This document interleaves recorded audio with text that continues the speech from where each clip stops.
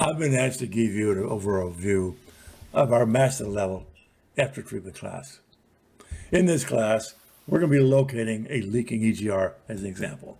Now, we chose this example as a case study from our training class about a problem vehicle which had excessive regeneration with no codes. First, we're going to preview our after treatment class, what it's about, and give you some background information. We're asked why you refer to this as a master level class. Technicians attending this class gave it that designation. What's different about MPC's training? We use scan data to analyze engine operation, after treatment together to gain a complete understanding of how engine controls and the after treatment systems work together. There's more to after treatment than sticking some things in the tailpipe.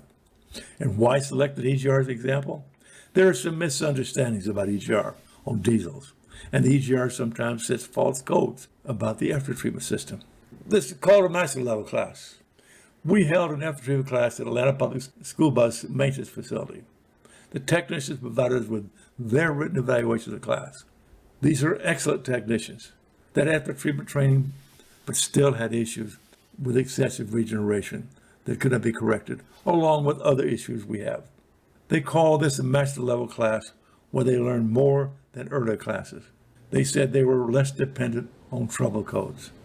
We said earlier, we have to diagnose this sometimes beyond trouble codes or with false trouble codes. Let's look at what they had to say. This is their words. Class was excellent. Great for troubleshooting skill improvement. Very informative. Scan data helped diagnose code troubles. Enjoyed the class. I do this at my age because I love helping technicians. When I see this, I know we help these technicians do better. They said this is a master level class. We proudly claim that title. Let's talk a bit about why we use an EGR diagnostic example. Diesel EGR control of NOx is more difficult than NOx control on gasoline engines. EGR operation is all about reducing combustion temperatures in gasoline and in diesel. First issue, diesel temperature combustion is higher than gasoline. It takes more EGR. Let's talk about that EGR. The goal of the EGR is to reduce combustion temperature by reducing the available oxygen in the intake air by diluting the intake mixture with exhaust gas. The oxygen content in diesel exhaust after combustion is 3 to 17%, which is much higher than gasoline, which is usually under 1. I can always tell an automotive instructor teaching heavy-duty diesels. They say EGR gas is inert, meaning it has no oxygen. This is not true on diesels. These are people who are using their gasoline to try to diagnose diesel. And why is it different? Well, reducing available oxygen increases strip production and must be managed. And engine operational issues can throw the system out of balance, causing problems. You say, well, what's big about that? Well, the diesel exhaust as a percentage of intake air must be 20 to 50% of the incoming mixture to reduce the temperature sufficiently to meet emission requirements. How does master level diagnostic work? We're going to drop into the middle of the class, see how we use scan data to analyze a vehicle that had a problem with excessive regen, as we've said. There are no codes. There have been several attempts to identify the issue without correcting the problem. The vehicle dealer was not able to correct the problem. The class was already covered operation of engine controls with specific information of their functions, going very deep. You're dropping into the middle of a 7-hour class. We're going to use the training we've done so far to analyze this data and give you a slight preview of how we did in that. Now, this diagnostic on this vehicle was done in class in about an hour. It included explanations for each diagnostic step. So let's start off with what we used. We use my scan tool. I use a Launch Torque 3 heavy duty, combination light duty, heavy duty. I use this because we work with fleets that have off-road equipment like Volvo Construction, Caterpillar, like John Deere. We have Cummins. We have airlock brake systems. We have buses. We have transmissions.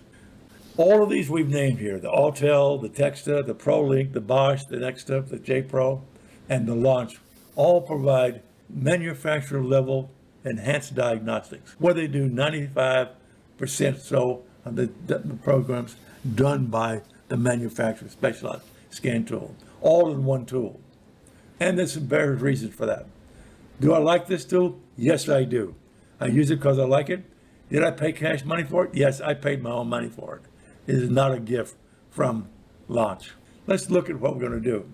We capture scan data in various operating modes to understand operation. Now that sounds simple.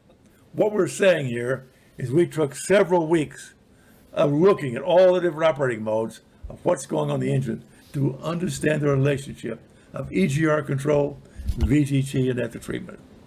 Now, VG turbochargers are used to increase oxygen content for combustion mixture. We call it boost. The problem is that's the opposite function of the EGR system. The EGR system is there to reduce oxygen. So right off the bat, we have a disparity. We have a turbo that wants to increase boost. We have an EGR that wants to reduce boost. More complicating the system, we're going to try to bring EGR gas from the exhaust system into a pressurized manifold with a turbocharger.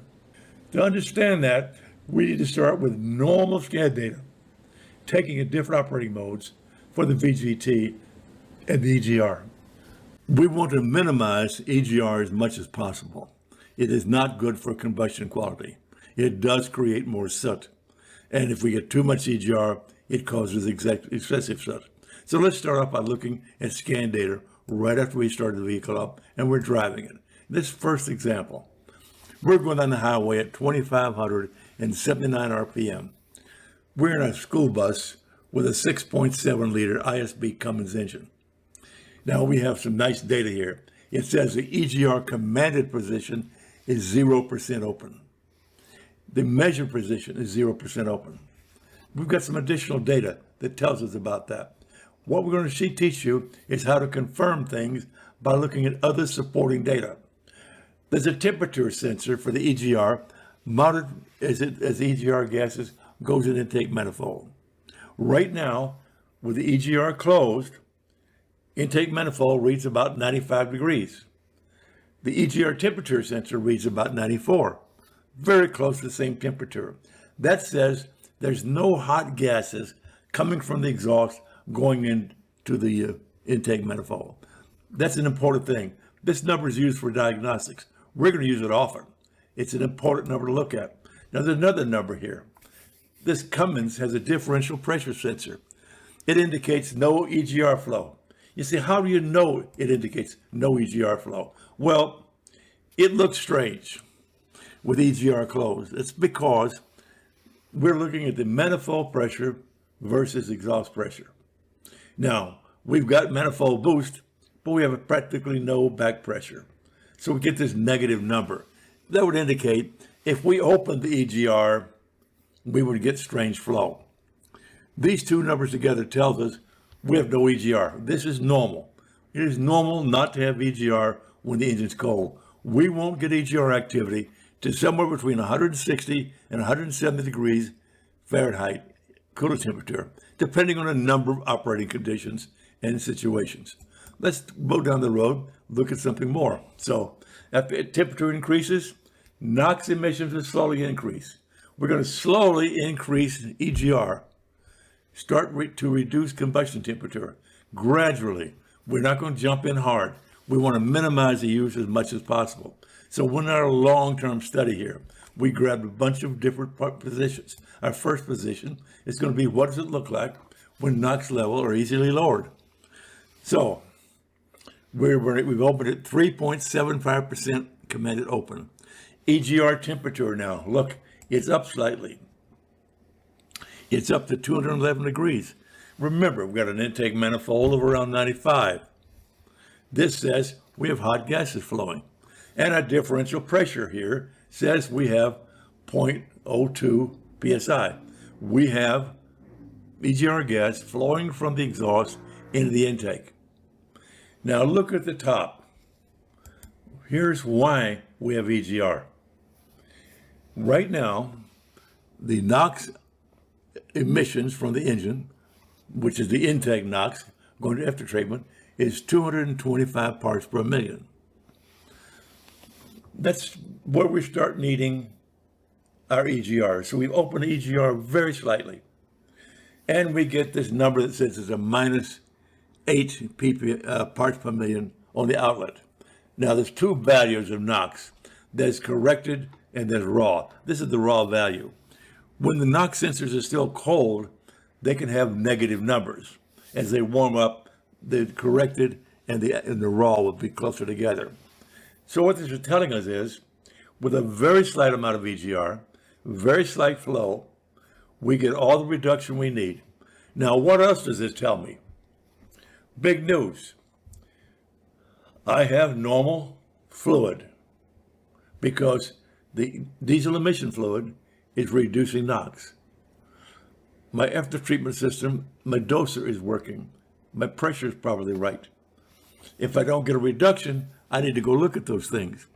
What I'm trying to tell you is, we look at everything, we tie it all together. Remember, we got EGR because the computer talked to the NOx sensor via high-speed CAN and said, hey, I'm up to 225. I need some reduction in EGR. We're probably around 170, 175 degrees cooling temperature right now.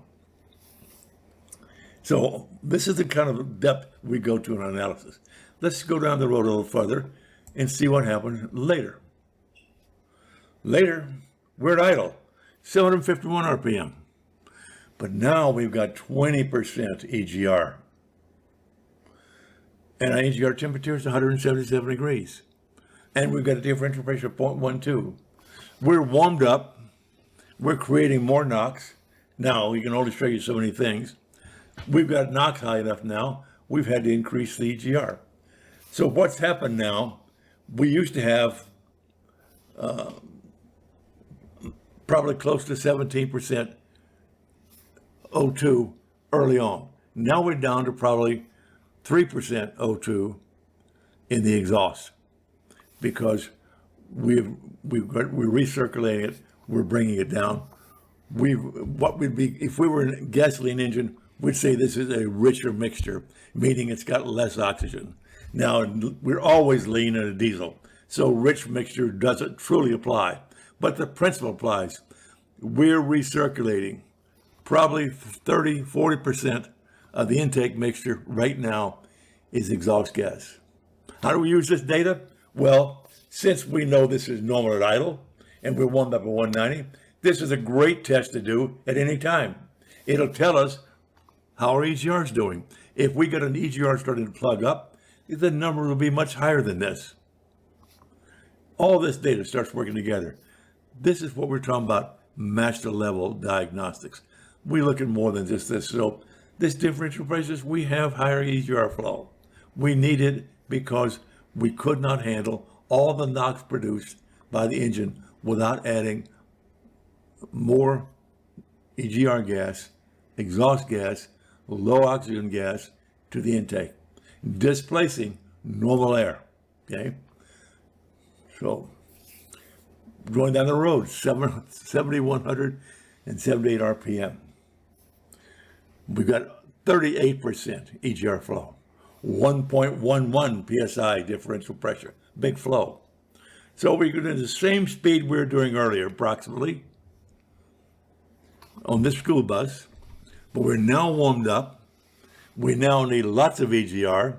We're probably down around 3% O2 in the exhaust because we've added probably close to 50% of the mixture in the intake manifold is EGR gas. So on this 35 to 40% range, we've seen that we have about 50% mixture based on some calculations we've done.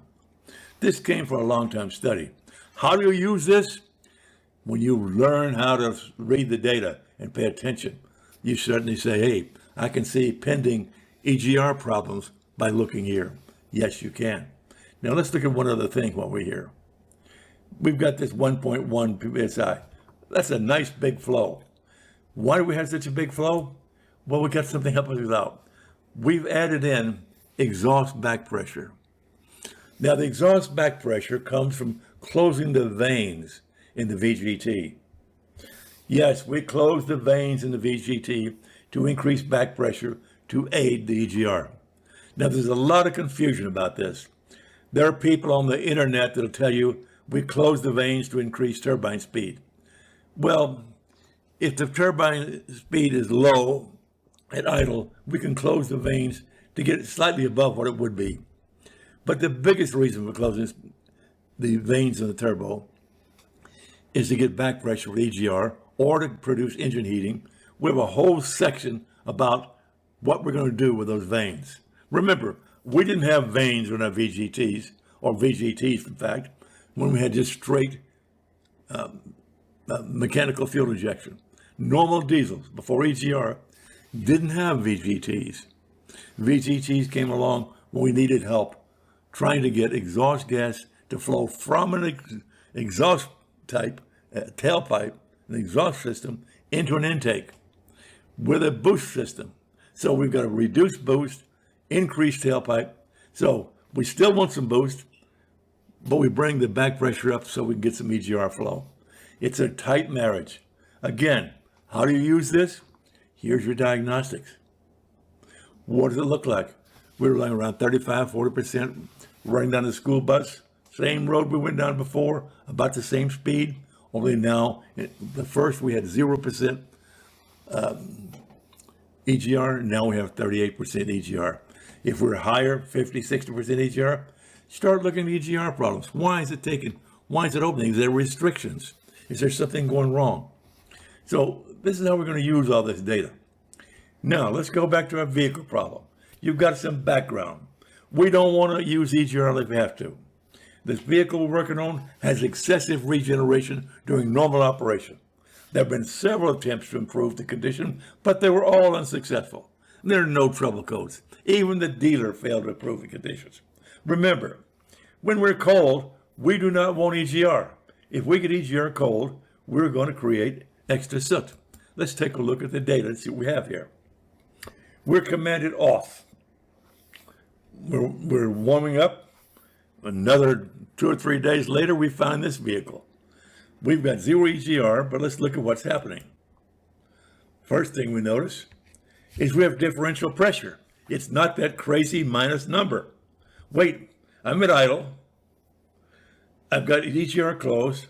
I don't have that crazy minus number. And I got 142 degrees EGR temperature. Wow, 142 EGR temperature. What is that trying to tell me? That says it's well above the 85, 95 degree temperature we saw on the manifold intake temperature. I have hot gases flowing into the intake with EGR off. Let's say that again. Differential pressure says I have hot gases flowing. EGR temperature says I have hot gases flowing. And you say, well, yeah, but look how great it is at aftermarket. Up here, we've got 4 parts per million NOx. That's wonderful. If we were only concerned about NOx, then it'd be true. But during cold combustion, when we had NOx, we get super low. But during cold engine operation, NOx values are very low. If we add any EGR, we get excess soot. Let me say it again. Cold combustion temperatures, I told you, we get below 160, 170 in that range, we can handle the NOx levels with the after treatment system without any help from the EGR. Because if we add EGR at that point, we will hurt, destroy combustion efficiency. It'll be much less efficient, creating higher soot levels. What we've caused here's our no-code problem. What looks like wonderful, 4 parts per million, is telling me that's super low, and I've got EGR flow. I'm creating soot. This high soot creation is not excessive. EGR flow is not excessive. Not enough to set a code, but enough to cause a nuisance of excessive regeneration. And these things warm up so slowly, this eggs up fast. Remember, school buses spend a lot of time idling, and these big 6.8 liters in the school buses don't warm up real fast. So the relationship, EGR flow and combustion temperature, we all covered earlier. That's how we used it to diagnose this. We told you at that point that during cold operation, we wanted to have no EGR, below 160, 170, wanted EGR off closed, because combustion was already poor. It was not high temperature. Now, this is a whole explanation. We got there without codes. This is part of intelligence. Now, here's the other side. I'm going to remind you. They've gone through all the diagnosis of all the special tests by Cummins, checking the after treatment system. It all turned out normal. What is it telling you? Yes, the after treatment turns out normal. It can get rid of the soot. The problem was an engine problem. That's what we talk about in our master diagnostics. We look beyond just the after treatment. We also look back at the engine and help you tie it all together. So why was there no codes, you might ask? Well, for those of you who are not familiar with it, Mode 6 data is used to store trouble codes. I'll tell you how that's done. I'll show you some quick data. I'll make it simple for you. Here's some data from a Mode 6 test. It's EGR system. Now notice it's a flow test. Now someone has already cleared the codes, so we lost our data. It has a max value, a minimum value, and a test value. So what happens in this flow test 34? If it falls below minimum, it says you have a low flow test. So the test number 80 is for the EGR flow test. The monitor is number 34. Yes, the little dollar sign means that's a hexadecimal number. We don't care. It's 34 and 80. So that tells us right here that this is going to set a code. How does it do this? It's stored data in memory. It is not something you can change. If you go disconnect something or change something, nothing happens until you drive the vehicle. When your vehicle is driven, the EGR module will run on a long deceleration without the brake applied. If you get 2 trips that fail, you'll set a code. Now you'd have to have really excessive EGR to set a leakage, and we very seldom see a max. 9 times out of 10, all we see, this is very vehicle specific, is the minimum value. So now, this is why we don't have a code. If you want to know the health of your EGR, come here and you can get the computer's view of how your EGR is doing. Remember, don't clear codes or this will be empty. That's why we're showing you this data. There's a number of other pieces of data here. Mode 6 was created to help identify how close things are on systems that cannot be tested by routine diagnostics. Let me say that again. Mode 6 was created to help you diagnose things. So you can see how things are progressing with tests that you cannot run manually. There are some duplicate tests we could run, but not that. So this example was pulled from our 7-hour continuing education instruction. It includes all the functions that should be tested and how to determine normal values. The things we stress is how do you find normal values? This is what the technicians were talking about in Atlanta.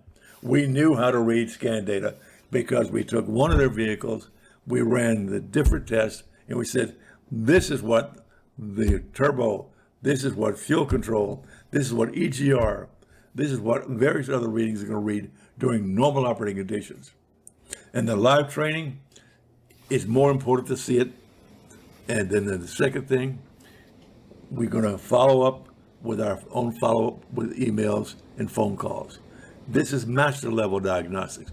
We will be there to help you. And there are engine specific classes we do to cover very specific engines by manufacturer. While the functions are similar, some of the operations vary slightly. Nothing tremendously bad. All right, I'm Bill Peak. Thank you for taking time to consider our training. Now, for those of you who attended the class, We have extra copies of the class reference book. They're in high demand. We put them out just above our cost at $49. That includes shipping. So if you'll send me come by email, I will send you as many books as you needed for $49 a piece. That's pretty much close to what it cost us to build, bind, and ship them.